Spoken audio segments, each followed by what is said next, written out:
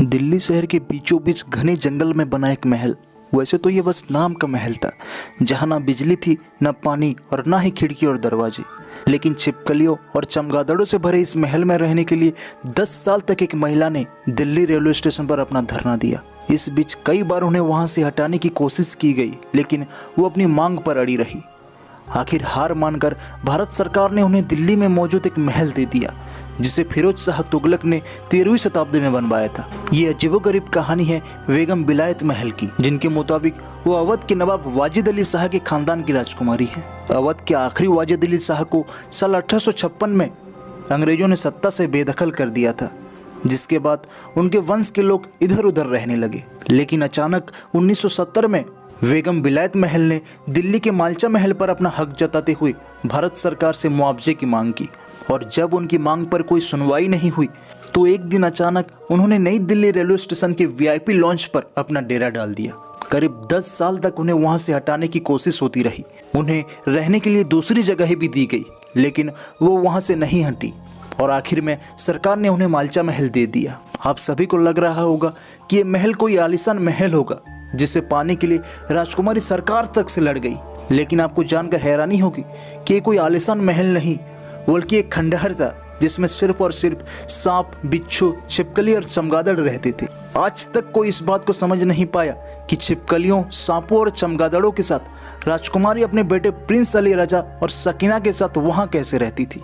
हम बात कर रहे हैं एक वीरान महल की, जिसके बारे में खुद दिल्ली वालों को नहीं मालूम होगा। उस वीरान महल के आसपास जाने की किसी की हिम्मत नहीं होती। घने जंगलों के बीच बने इस महल में ऐसा क्या है? आखिर इस महल में कौन रहता है और क्या है इस महल की पूरी कहानी? आज हम इन सभी चीजों के ऊपर बात करेंगे। मालचा महल, जो दिल्ली में मौजूद एक ऐसी जगह है जहां आम इंसान जाने के बारे में सोचता तक नहीं। दिल्ली के घने जंगलों के बीच बसा ये महल, जो आज के समय में एक लावारिस खंडहर बन चुका है। मालचा महल दिल्ली के उन जगहों में से है जहां लोग आज भी जाने से पहले 100 बार सोचते हैं। इसके इतिहास को जानने के लिए हमें इसकी शुरुआत से शुरू करना होगा, जो कि शुरू होती है आज से करीब 700 साल पहले। मालचा महल का इतिहास 700 साल पहले शुरू होता है और इसे फिरोज शाह तुगलक द्वारा बनवाया गया था। इसे बनवाने के पीछे एक ही मकसद था, जो कि था शिकार करना। फिरोज शाह तुगलक अक्सर शिकार के समय यहाँ रहने के लिए आते थे, लेकिन पिछले कई दशकों से यहाँ अवध के नवाब वाजिद अली की परपोती बेगम विलायत महल अपने बेटे साइरस रजा महल और अपनी बेटी सकीना महल के साथ रहती थी। हाल ही में राजा महल का इंतकाल हुआ और वो इस महल के आखिरी वारिस थे। उनके जाने के बाद फिर किसी ने भी इस महल में आने की कोशिश नहीं की। ये महल इतनी वीरान है कि शाम के समय यहाँ से कोई जाने की हिम्मत नहीं करता। आसपास के लोग बोलते हैं कि रात में उनको यहाँ कुत्तों के भौंकने की आवाज के साथ साथ किसी के रोने की भी आवाज आती है। आपको बता दें कि बेगम विलायत महल की मौत साल 1983 में हो गई थी। जब बेगम की मौत हुई तो उनकी मौत के बाद उनकी लाश 10 दिनों तक उनके पढ़ने वाले टेबल के ऊपर पड़ी रही थी और उनके बच्चे रो रो कर उनकी मौत का मातम मना रहे थे। उनके दोनों बच्चे इतने ज्यादा टूट गए थे कि उन्होंने कई दिनों तक इस महल से बाहर निकलना तक छोड़ दिया था। आसपास के लोगों को यहाँ किसी भी प्रकार का हलचल नहीं दिखा।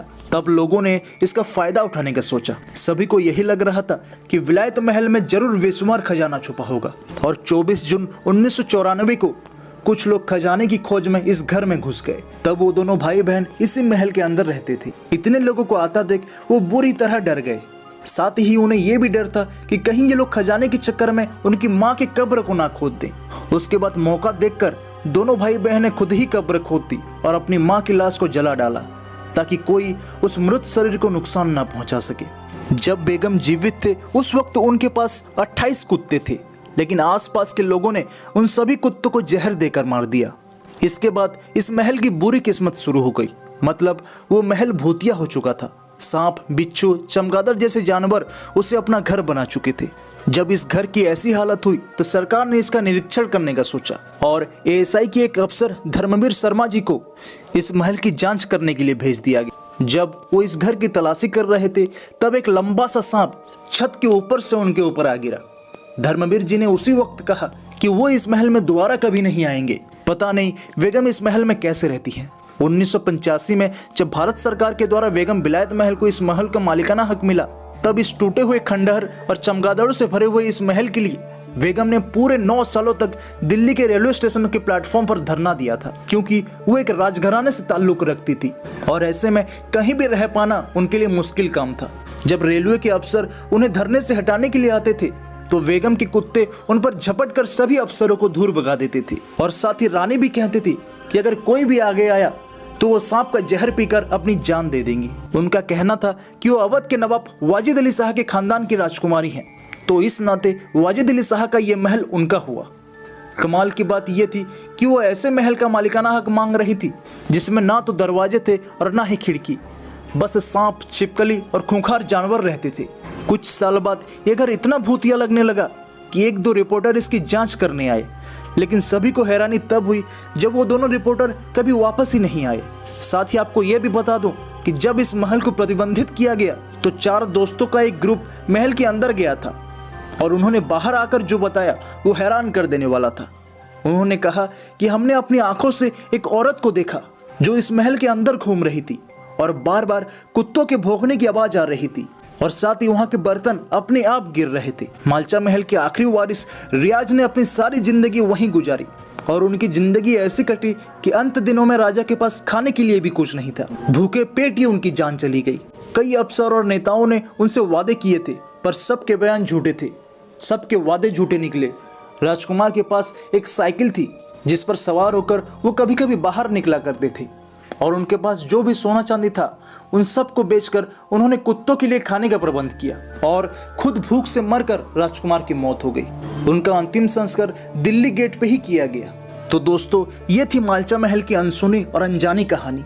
दोस्तों, उम्मीद करता हूँ कि आपको ये जानकारी जरूर पसंद आई होगी। हमारे देश में मौजूद ऐसे ही रहस्यमयी जगहों के बारे में जानने के लिए चैनल को तुरंत सब्सक्राइब करें और साथ ही बेल आइकन को भी दबा दें ताकि हमारी नई वीडियोज की नोटिफिकेशन सबसे पहले आप तक पहुंचे।